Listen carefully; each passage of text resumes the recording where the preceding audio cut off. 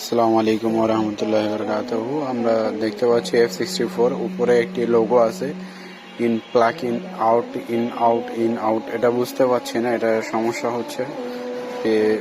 ইয়াটা টুলটা রিসেট করতে যাচ্ছি, সেটাও হচ্ছে না।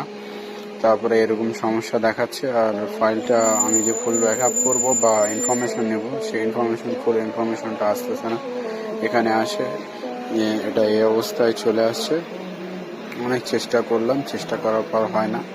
তারপরে হার্ডওয়্যার রিসেটে যায়, এটাকে রিসেট করে তারপরে আবার এটাকে ক্লিক করলাম 2বার। তারপরে একটা অপশন দেখায়, সেটা অপশন আর বুঝতে পারি না।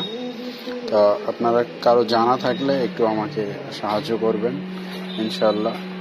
একজনের থেকে আরেকজন যেন উপকৃত হতে পারে, আমি ইনশাল্লাহ। আসসালাম।